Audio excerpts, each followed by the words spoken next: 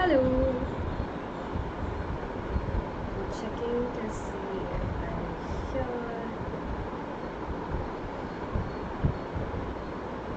How you all doing? If you can hear me. Listening.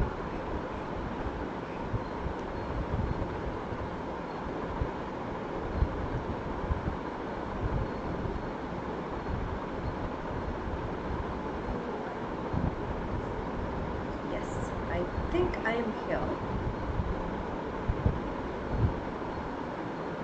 So, hello, I'm Shree. I'm your English educator for grades 11 and 12.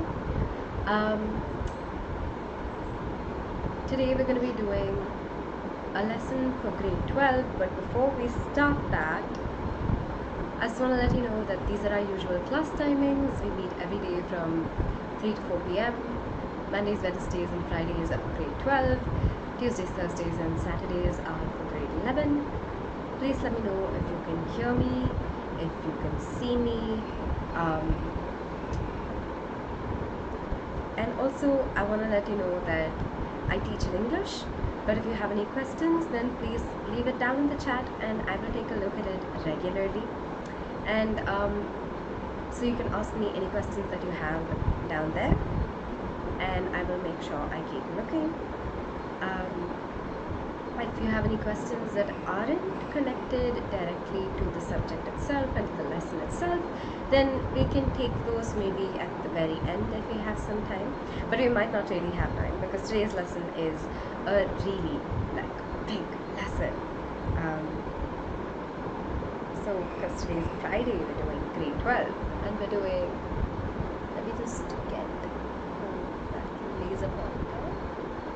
We're doing Deepwater by William Douglas. This is a really interesting lesson, not least because of who the author is, right? William Douglas is this person who is best known for being Supreme Court Justice, but he also has this parallel life where he is very invested in adventures, right? So he goes out into the wild a lot and he does a lot of interesting things involving nature.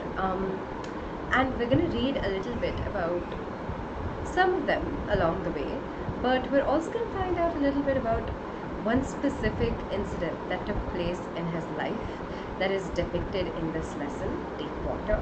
And yes, it has to do with water. This is actually an extract from a longer book called Of Men in Mountains, which is this account that he's written of his adventures with in nature and about his relationship with nature. If you want, you can go check that out. It's got a lot more stories in it. But today we're going to be reading a very specific extract from his childhood. It had happened when I was 10 or 11 years old. It had happened when I was 10 or 11 years old. And immediately from the very start, we don't know what this it is, right? And so even as we start this story, we have this sort of suspense that opens up on us, and we're prepared for a something that is going to happen, that we're going to find out about. I had decided to learn to swim. So Douglas is around 10 or 11 years old and he decides that he wants to learn how to swim. There was a pool at the YMCA in Yakima that offered exactly the opportunity. The Yakima River was treacherous. So there's a swimming pool in Yakima, which is a place in Washington State in USA. And there they teach people how to swim. So he decides to go there and learn how to swim. But the river of which this school is a part, which must mean that they've sectioned off a part of the river in which to teach these kids how to swim. But yeah, the Yakima River is treacherous, which means that it's very dangerous, right? And it's not very reliable, it's very unpredictable. You don't know what's going to happen in the river when. Mother continually warned against it and kept fresh in my mind the details of each drowning in the river. So the author's mother consistently has told him, be careful about the Yakima River. And she keeps reminding him about how dangerous it is by consistently telling him all the details about all the people who've drowned in that river and died. But the YMCA pool was safe. But the swimming pool itself, that section is quite safe. Why? Because it was only 2 or 3 feet deep at the shallow end, and while it was 9 feet deep at the other, the drop was gradual. So the pool is only 2 or 3 feet at one end, at the end where it is lace deep. It does sort of build into a greater depth of 9 feet at another end, but it's a very slow kind of building, right? So that increase in depth is very slow, and because of that, if you're learning to swim there, then you can pretty certainly and safely stay in the shallow segment without accidentally floating into the deeper end. I got a pair of water wings and went to the pool. I hated to walk naked into it and show my skinny legs, but I subdued my pride and did it. So the author gets water wings and then he goes to the pool, and he tells us that he didn't like to walk into the pool naked. He probably didn't walk into it entirely naked. He, was wearing like swimming wear, but that means that his legs are still naked, and he doesn't like the way his legs look. He says they're too skinny. But even though he doesn't want people to see his legs and think of them as skinny, he still sort of puts it aside. He subdues his pride, so he overpowers his pride, and he goes ahead and he does this anyway. Okay, I hope this far everything is clear. Let's talk about a couple of themes in this. So first things first, what we get immediately is that A, the river is dangerous. B, the author's mother has consistently been warning him against drowning in the river, right?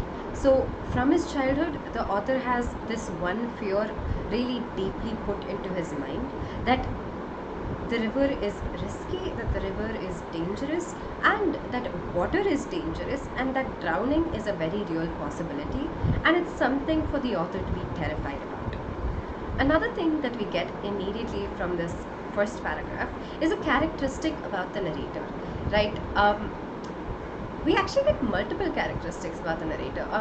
First, we get that he is very aware of his own body, so very conscious about what his own body looks like, and so he has some body insecurities that we can see immediately.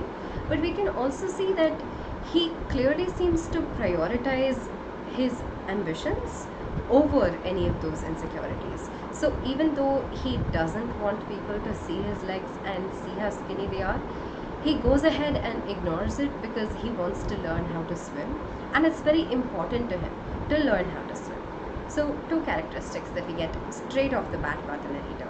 And also we get initiative, right? Because the narrator decides that he wants to learn how to swim, and then he goes ahead and he starts like going to the swimming pool and figuring out how to swim. And we'll see how he does that. From the beginning, however, I had an aversion to the water when I was in it. Aversion means repulsion and unwillingness, a dislike. It's like two magnets that are just kind of going apart.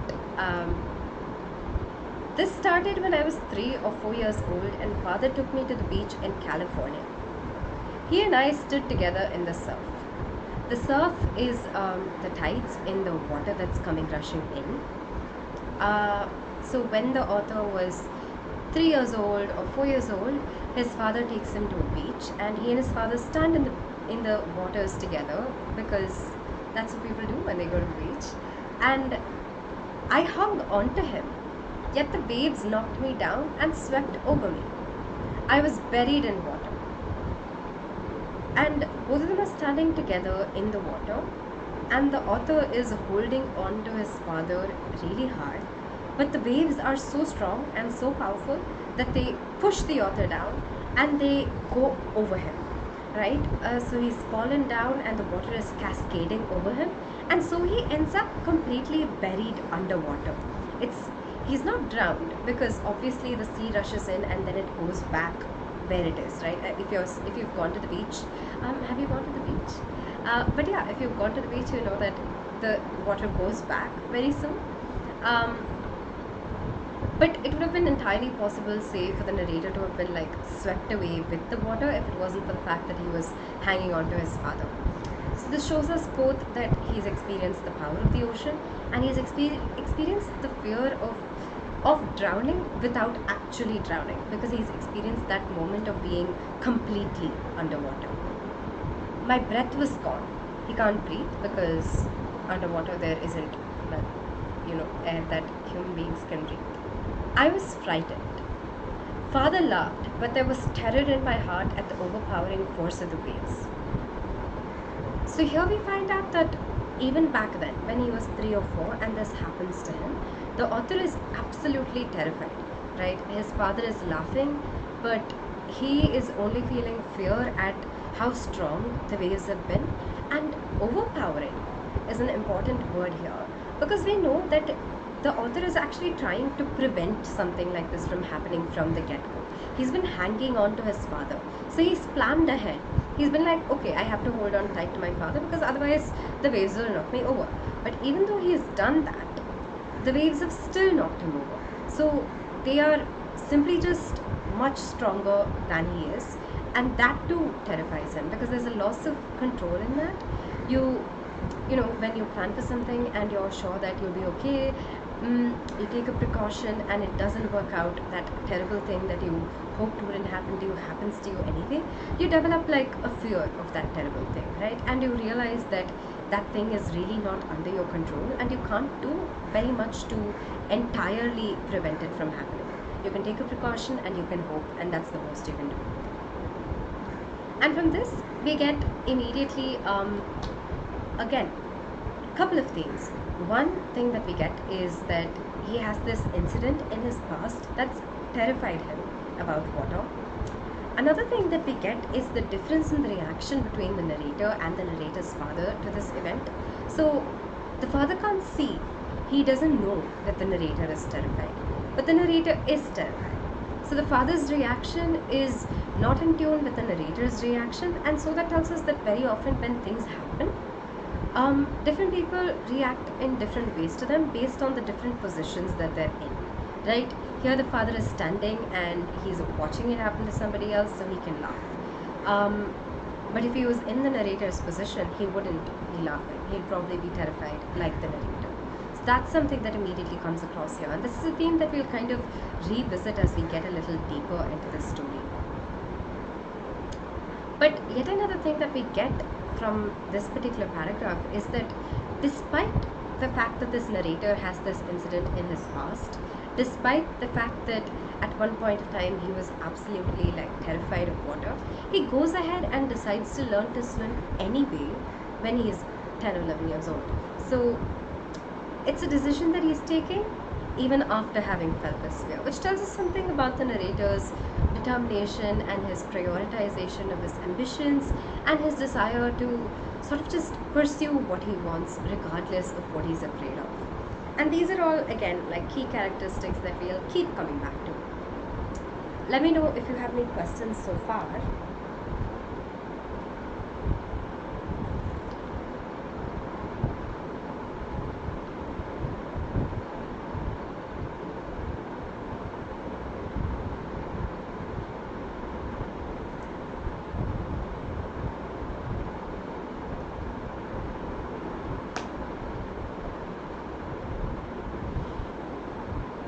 Okay, no questions. So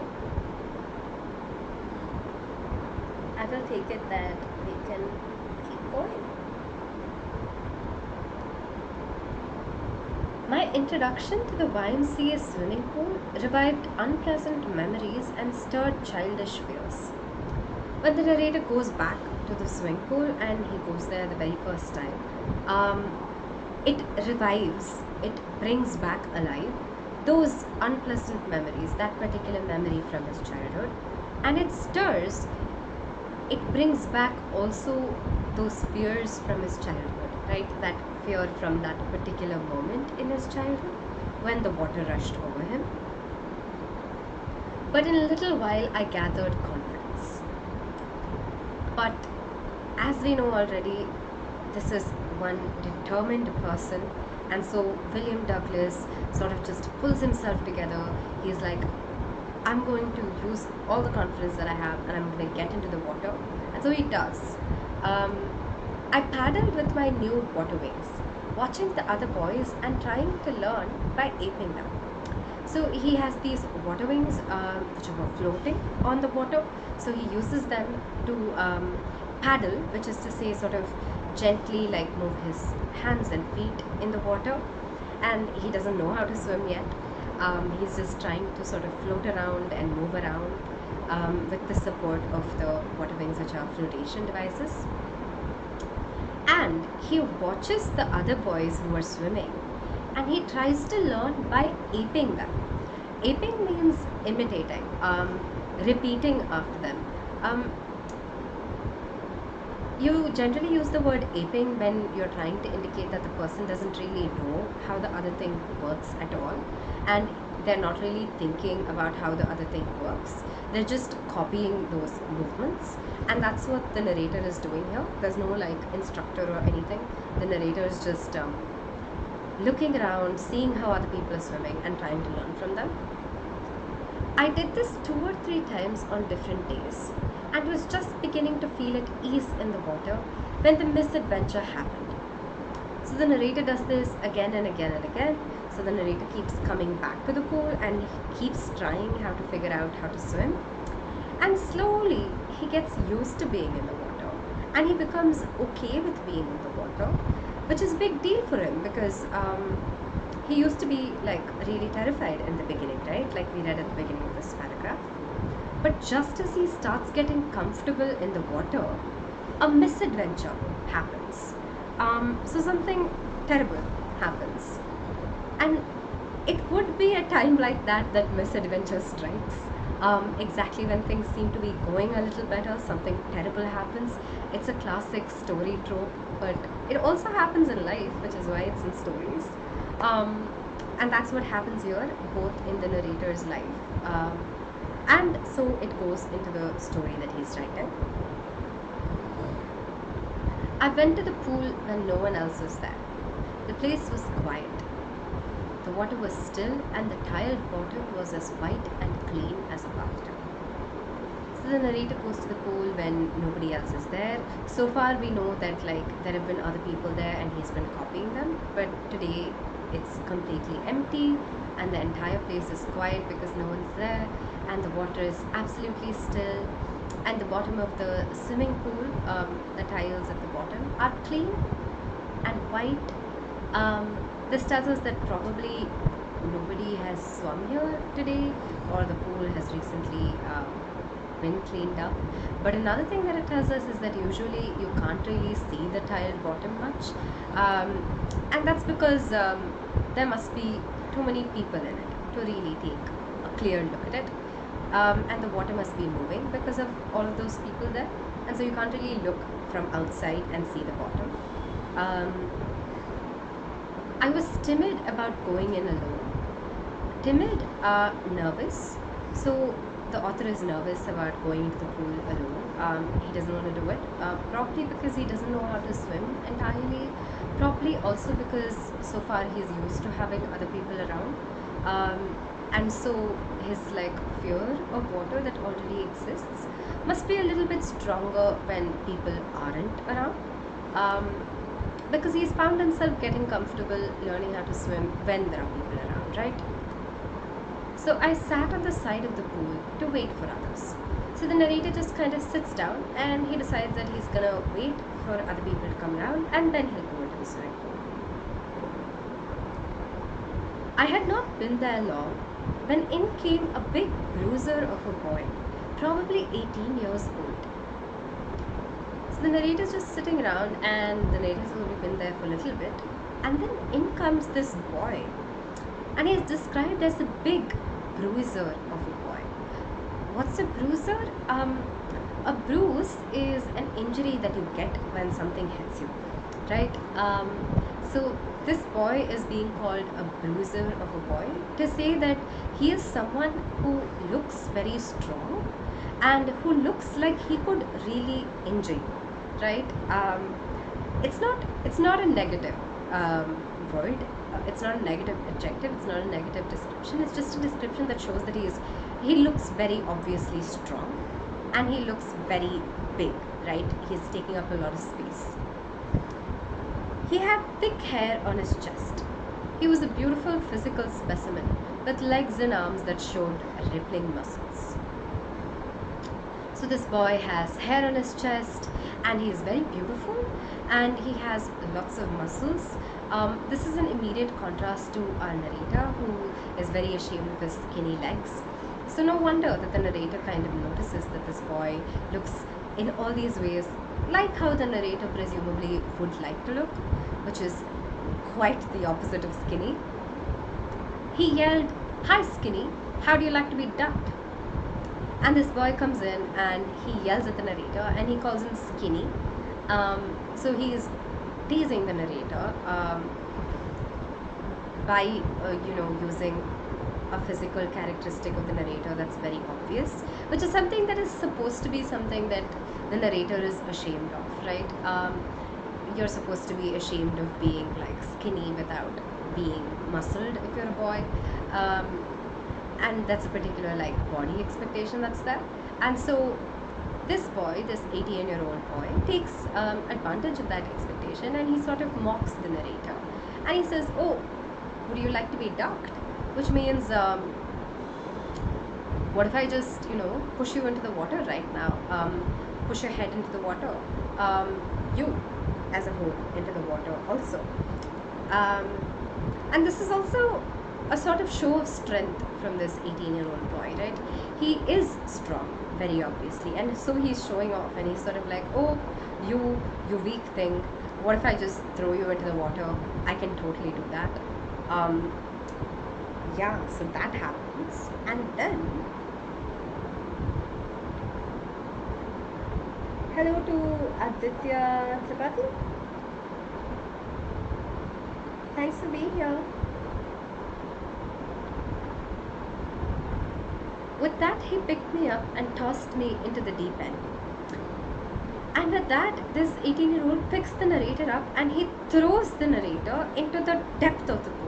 And we know that that's 9 feet, right? In contrast, like the 2 feet at the shallow end. I landed in a sitting position, swallowed water, and went at once to the bottom. The narrator lands as though he's sitting. He gulps down the water and he starts sinking. I was frightened, but not yet frightened out of my wits. On the way down, I planned. When my feet hit the bottom, I would make a big jump, come to the surface, lie flat on it, and paddle to the edge of the pool. So the narrator is absolutely terrified, as one would be if one just gets suddenly thrown into the deep end of a pool. But the narrator is not so frightened that he can't think. So he's still thinking, and he makes a plan. And he decides that when his feet hit the bottom, because he's sinking right now, he is going to use his feet, push off from the bottom, and come to the surface, right? So he's going to use the bottom to kick off to the top, and then he's going to lie flat there and sort of gently move to the edge of the pool and then be safe. So he has this entire plan that he's plotted out in the split moments that it takes for him to start sinking. That's really quick thinking. And this is another characteristic that we get of the narrator immediately. First, we get lots of clarity of thought because the narrator can make a plan in this moment when he is terrified. And we also get quite some courage, right? Not only is the plan that he's made a good plan, it's a plan that requires him to sort of be brave and be okay with the fact that, for instance, he is sinking to the bottom. He's not trying to like flail around where he is right now. He's letting himself like sink. It seemed a long way down. Those 9 feet were more like 90, and before I touched bottom, my lungs were ready to burst. So as the narrator is sort of going down, down, down, it feels like he's just traveling forever. He says that the 9 feet feel more like 90 feet because again, time seems to be stretching on and on and on, because before he touched bottom, his lungs are ready to burst. He can't breathe, right? He's in the water and he hasn't had like a breath of air since the time that he started sinking. So by the time that he is close to hitting bottom, even before he reaches the bottom of the pool, he's really struggling for breath. But when my feet hit bottom, I summoned all my strength and made what I thought was a great spring upwards.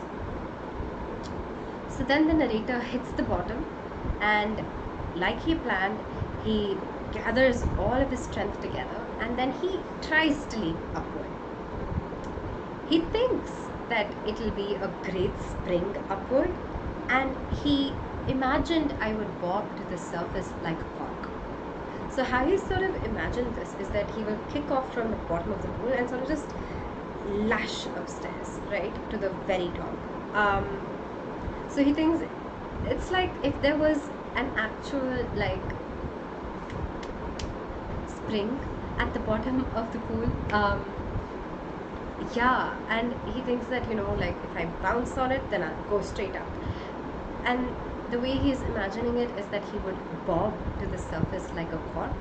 A cork is the closing like lid of a water bottle. It's made of a material called cork, so not plastic. It's like those, I don't know if you've seen them, but they're white, sort of yellowish white, and they seem to have like little holes in them. It's a little like sponge actually, so cork. And he thinks that like a cork would sort of like stay on the surface if it was dropped in water, he too would sort of like go to the surface immediately and sort of bob there, which is to say he would go up down on the surface but not go deep again. Instead, I came up slowly, but instead, even though he's used all his strength to kick off from the very bottom of the pool, he's going up very, very slowly. I opened my eyes and saw nothing but water. Water that had a dirty yellow tinge to it.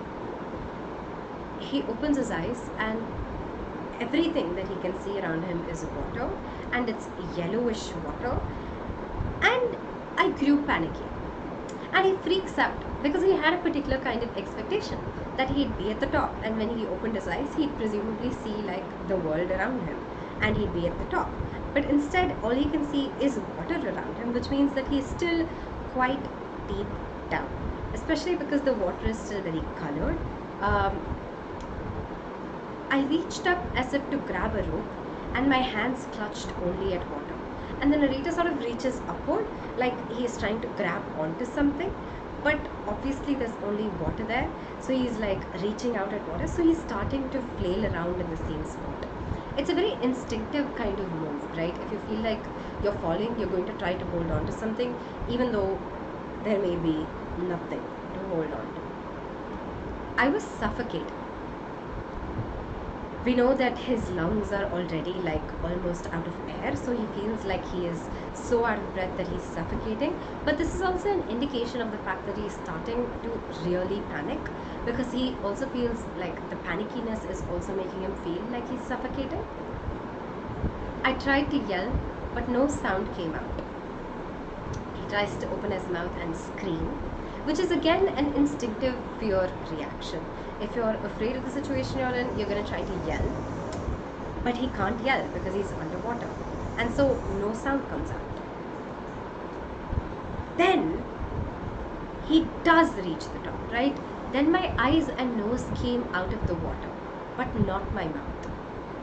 So then at that moment when he's really starting to panic, his eyes come out of the water, his nose comes out of the water, which means he can get some breath in, but his mouth is still underwater, which is why when he yells, no sound is coming out. And so we see in this particular paragraph what happens when you make a plan and that plan goes wrong. And something that you didn't imagine happening as part of the plan happens, and the sort of panic that can bring about in us when a plan goes wrong and we were so sure that it would work out that now we don't know what on earth to do. And that's what happens to William Douglas here. And William Douglas panics, which is very natural, and then does some things that are very much a response to that panic that don't work. But then he seems to almost entirely come out, except I flared at the surface of the water, swallowed and choked. So he is at the surface of the water, his mouth is a little bit under, and he's sort of just, like flailing. He's really like moving his arms and legs really fast. He's swallowing the water and he's choking because he's swallowing the water, and he's probably inhaling the water too. And he's trying to bring his legs up because they're under him, but they're hanging under him like dead weights, paralyzed and rigid. But he can't pull his legs up. A great force was pulling me under. So water has pressure, right? And that water pressure is dragging him down. And so he's finding it immensely difficult to drag his legs up. He can still swim, like he can still save himself in this moment. But the panic is stopping him also because he's flailing, which means that he can't like calm down enough to like slow, stop, wait, and then pull himself like into sort of gently like paddling forward. Instead, he's sort of panicking and moving too fast, and that's dragging him under also. I screamed, but only the water heard me. Again, he screams, but he's gone under the water already, which means that when he opens his mouth, no sound comes out, and only the water hears him, which is to say, well, nobody hears him. And he's only in contact with the water. I had started on the long journey back to the bottom of the pool. So once again, he is sinking down, down, down to the bottom of the pool. And this is a really sort of tragic moment. Partly because he's almost reached the top, but then he goes back down under, but partly also because of that moment when he screams, but only the water hears him, which is to say that he's trying his best to express his fear, to ask for help, but nobody can hear him, and he is completely alone. And the sort of helplessness that can come with that can be extremely overpowering, as we'll find out. But another thing that's also really overpowering is he's failed to like make it out of the water, right? Hello to Meenakshi. Let me know if you can hear me and you can see me, because I suddenly can't see myself or hear myself.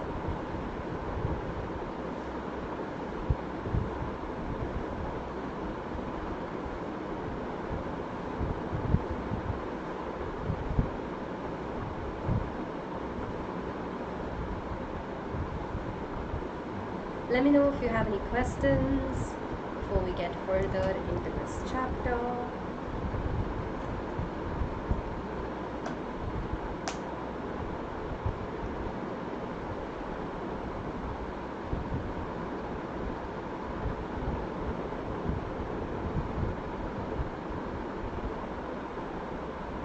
Okay, there seem to be no questions, so I will go ahead and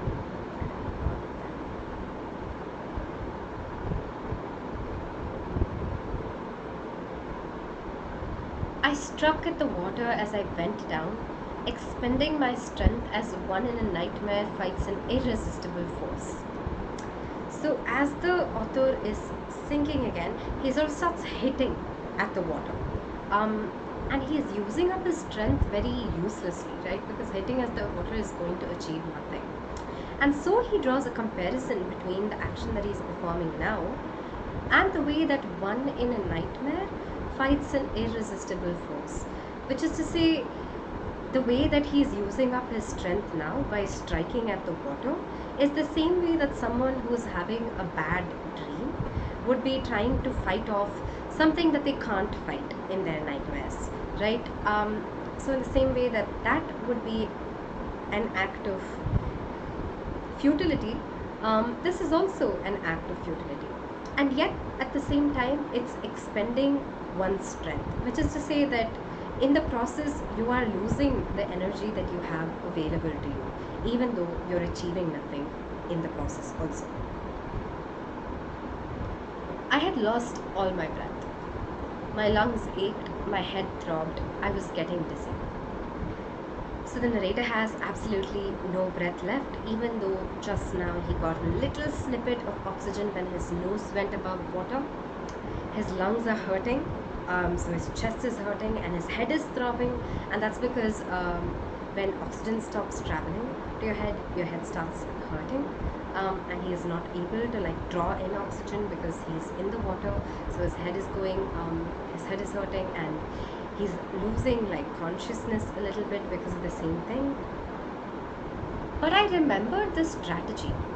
I would spring from the bottom of the pool and come like a cork to the surface.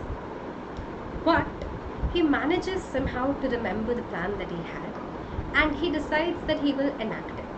And it almost did work the last time, right? If the narrator had maybe not panicked, it could have almost completely worked. And so the narrator decides, okay, I'm going to try again. I'm going to go from the bottom of the pool and come to the surface of the... I would lie flat on the water, strike out with my arms and thrash with my legs. Then I would get to the edge of the pool and be safe. And after he comes to the top, he would lie flat on the water first, and then he would start moving with his arms and his legs, and then he would get to the edge of the pool by doing that, and then he would be safe. So he remembers the whole plan and he decides that he is going to do it. He would do it. It's what is going to happen now. And what's very interesting about this is that this particular like but, right? I was getting dizzy, which seems like his energy is gone, he's out of breath, everything is going really badly, and in fact he's on the verge of fainting. But despite all of these terrible things happening, he remembers his strategy, which tells us first, again, that clarity of thought, right? And the sort of ability to keep going even though terrible things are like consistently happening. And also we see that he finds some kind of strength in remembering that he has a plan, which is understandable because we do find strength in having a plan, especially when we're in such dire circumstances. If we have anything at all to hold on to that might save us, even if it's a plan that almost went wrong like just now, it still gives us some kind of hope. And that's what we see happening with the narrator here. I went down, endlessly. He goes down, endlessly, so he feels like he keeps on going forever. I opened my eyes. Nothing but water with a yellow glow. Dark water that one could not see through. So he goes really deep and then he opens his eyes when he's deep down, and all he can see around him is water, and it seems to sort of glow in a yellow way, but it's very, very dark, right? He can't see through it, which means that he can't see anything at all around him. He only knows like darkness that is there around him. And then sheer stark terror seized me. Terror that knows no understanding. Terror that knows no control. Terror that no one can understand who has not experienced it. And when he sees this immensely dark water and he realizes he can't see anything except the water, he is completely captured by fear. And that fear, it knows no understanding, it knows no control. We'll talk about what all of that means in a bit. But it basically like takes over him entirely. I was shrieking underwater and he starts screaming under the water even though he knows nothing is going to happen. I was paralyzed underwater, stiff, rigid with fear. And he gets paralyzed, which is to say he can't move. He is so terrified that he is rigid, which is to say that he is entirely frozen, stuck in place. Even the screams in my throat were frozen. And even though he wants to keep screaming, even though he wants to express his fear through that screaming, he can't scream because even the scream won't come out of him. That's how horrified he is. That's how much the terror sort of just completely freezes him. Only my heart and the pounding in my head said that I was still alive. Only his heart, which is still beating, and the pounding in his head, that sort of throbbing sensation that's there because of the fact that he's been underwater for so long and he's not had access to oxygen. Only those two things sort of remind him that he is still alive. Otherwise, he has no other sign of life that he can show himself to say, hey, I'm alive. Which is to say, there's a lot of like ease in which we eat. What I'm trying to say is, we know we're alive because of a lot of the things that we can do, right? I'm moving my hands, for example, right now, and that shows me that I'm alive. So in a moment, if I'm wondering if like I'm really alive, I can pinch myself and say, oh see, I've pinched myself and I can feel that feeling, and so I'm alive. I'm moving my hand and so I'm alive. But here, nothing, none of that. Imagine being just completely stuck in darkness, and the kind of helplessness that comes with that. And we'll talk a little bit about all of the themes that are there in that paragraph right now. Let me know if you have any questions in the meantime.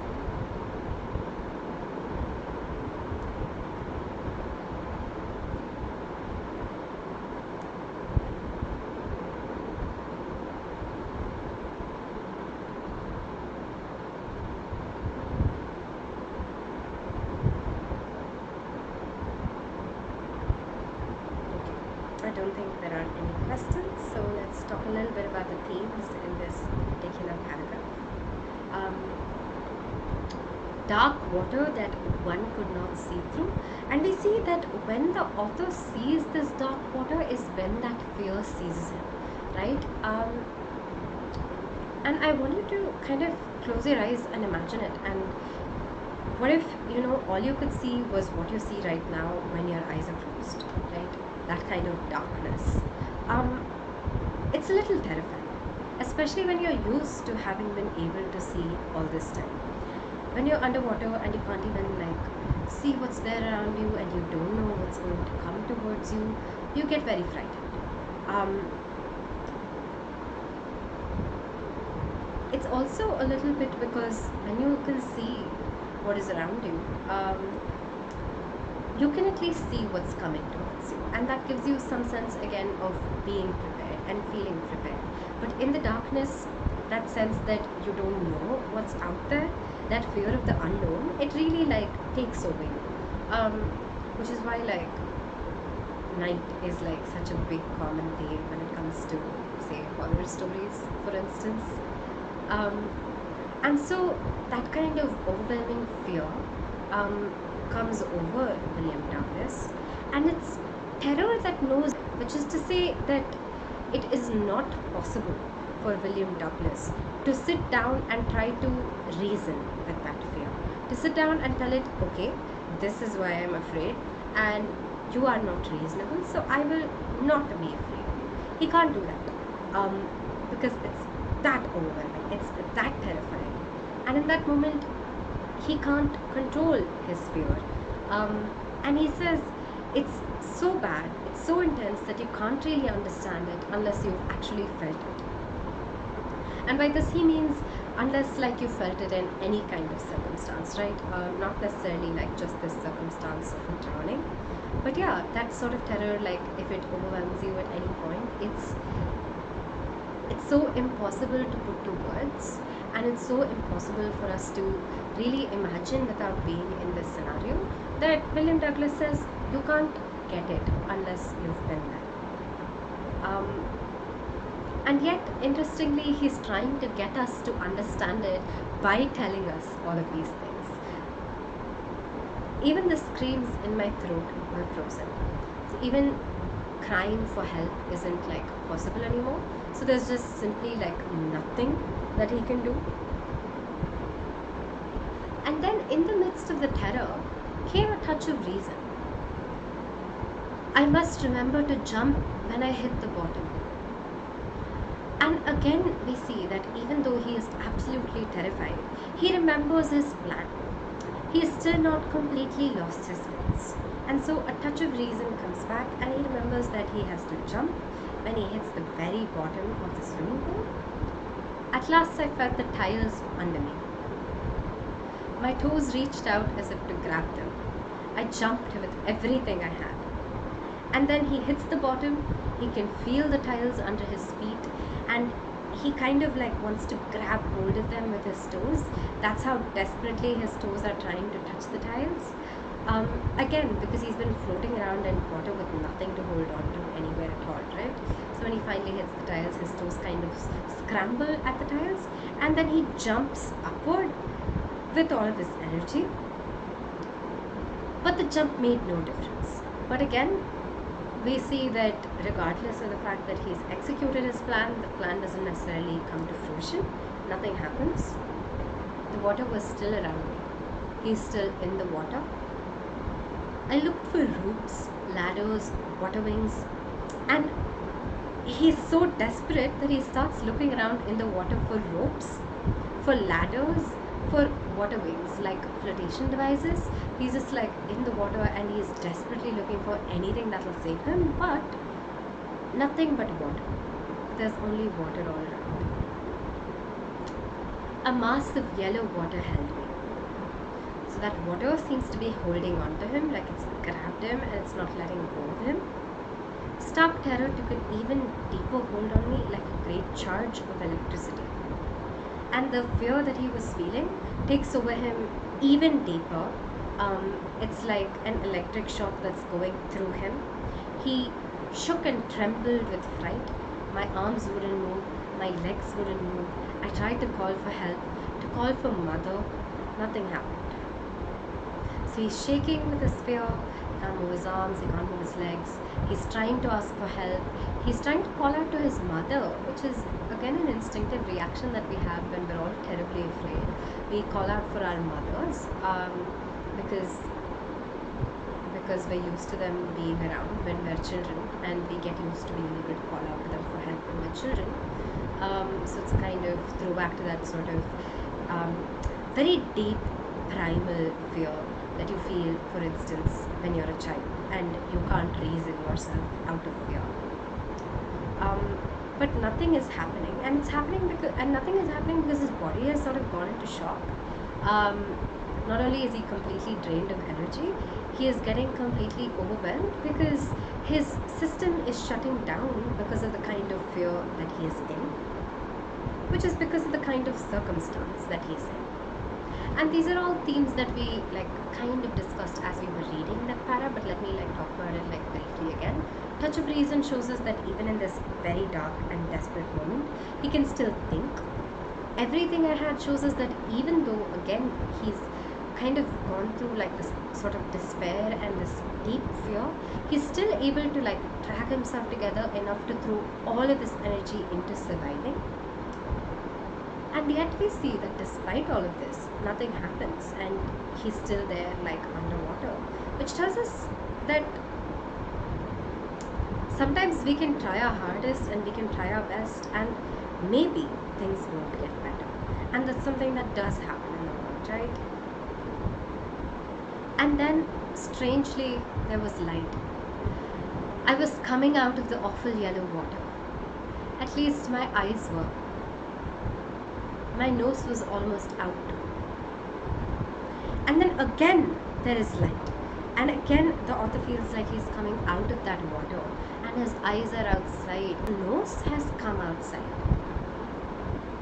Then I started going down a third time. I sucked for air and got water. But even as he starts to rise up to the top, he starts sinking again. This is the third time that he's sinking, and he tries to drag in air through his nose and his mouth, but instead he gets water, which means that already the nose that was almost out has gone into the water again and can only inhale water. The yellowish light was going out. The yellowish light was going out. And the yellowish light is the light of the water. We know this because he repeatedly calls the water yellow, and he says he sees the water as though it's yellow and lit up. But that yellowish light was going out, which means that he is starting to fade out of consciousness again, right? Even though he is underwater and all he can see is the yellow water around him, he's sort of, it seems like the water is going out. He can't see it anymore, which means that he is losing track of what his eyes are seeing, and his eyes are probably slowly starting to shut. Then all effort ceased. I relaxed. Even my legs felt limp, and a blackness swept over my brain. Then he stops. His entire body sort of just entirely relaxes, and his legs feel limp, which is different from them being stiff, right? He is no longer like unable to move them. He is not even trying to move them. They just like are hanging there weakly, and his brain sort of like a blackness swept over my brain. A sort of lack of thought swept over his brain. He is sort of fading out. He is sort of fainting. So that moment before you are about to drop to the ground, when all you can see in front of your eyes is black and you can't think anymore, it wiped out fear. It wiped out terror. There was no more panic. It was quiet and peaceful. Nothing to be afraid of.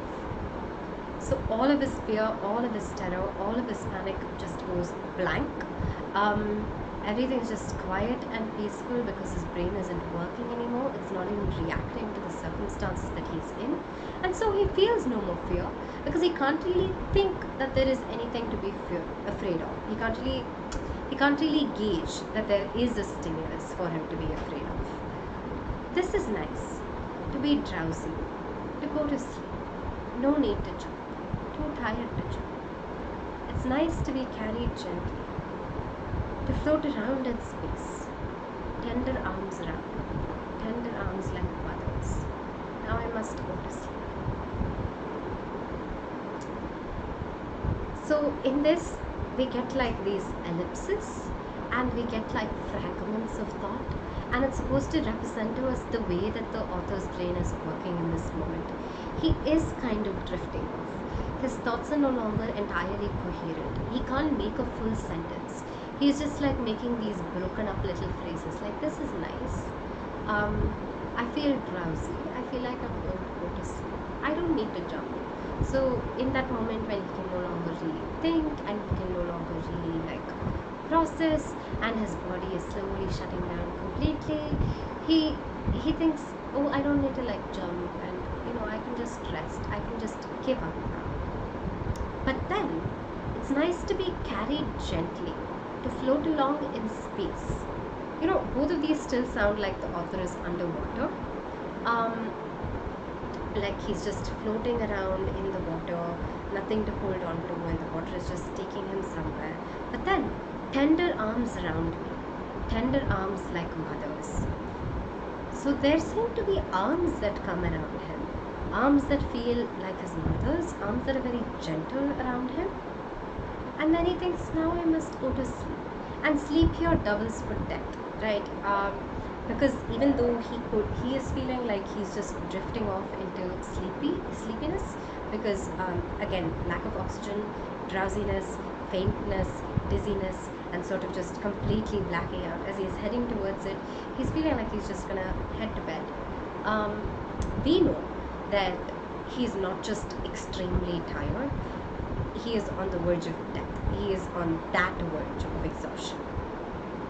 I crossed oblivion, and the curtain of life fell.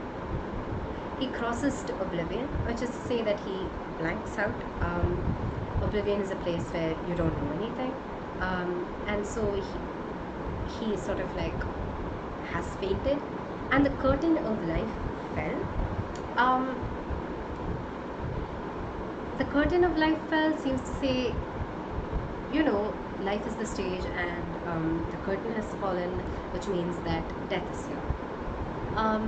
All effort has ceased, and the curtain of life fell. It seems in this paragraph as though the end has arrived, as though after this there is no more, and the author is simply going to die. Let me know if you have any questions. Hello to Navdeep.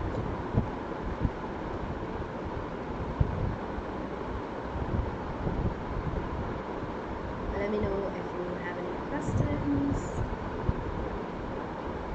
If there's anything in specific that you would like to know. We are really running out of time. Give me a second. I'm just gonna check how much we have left.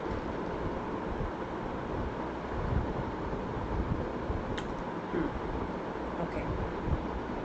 I am actually uncertain whether we can finish today. So let me see if I can get something set up for a part 2 to deep water.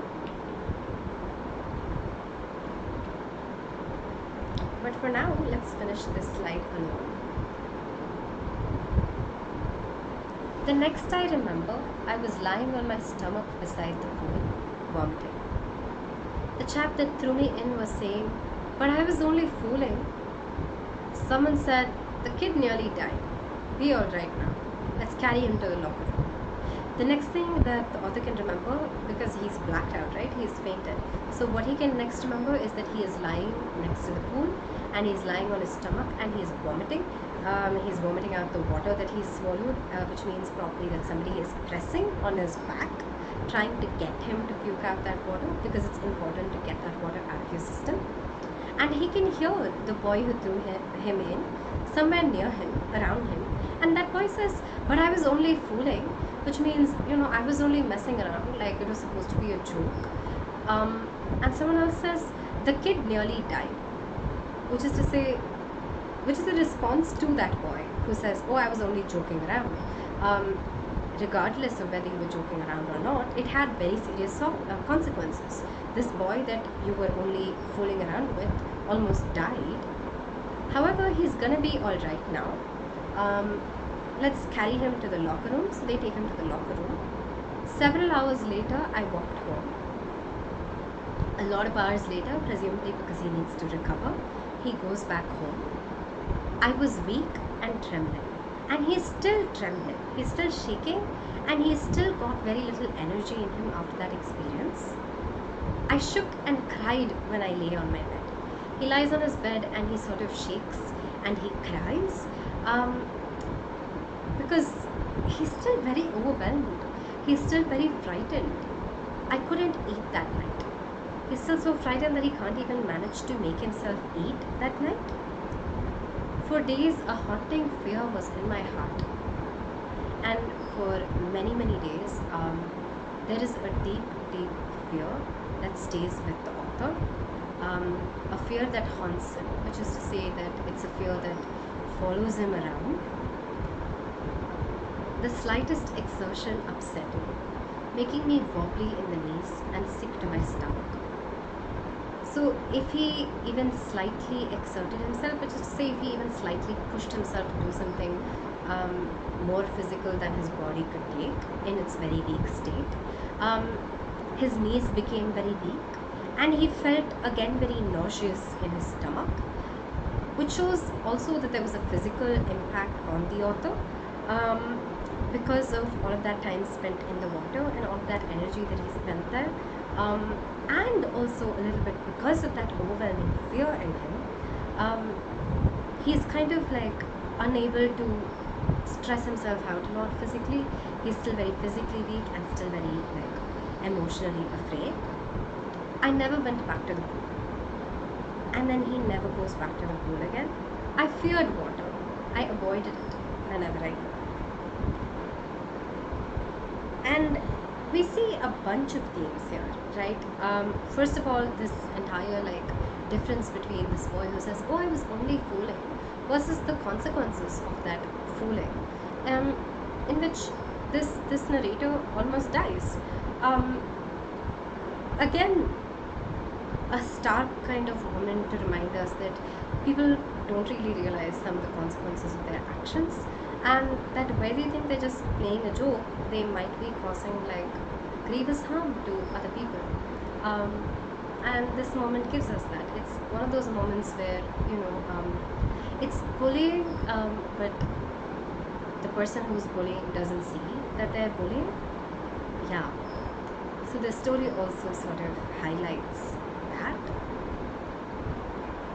And another thing that this paragraph highlights is that after this experience, the narrator develops a long-lasting fear of water. And it's such a deep fear that he learns to just avoid water forever. he decides that he's never going to go back to the pool, and he never goes back to the pool, and he just simply stays away, right? So we can see that this event has had deep, severe consequences on him, and we'll close there. We will come back to this lesson, the rest of it, in a bit. But thanks for being here with me today and for listening to this lesson. I want to let you know that there is something called the Unacademy app. You can type in, you can look for the Learners app Unacademy on Google Play Store, and you can download it and you can use it for free.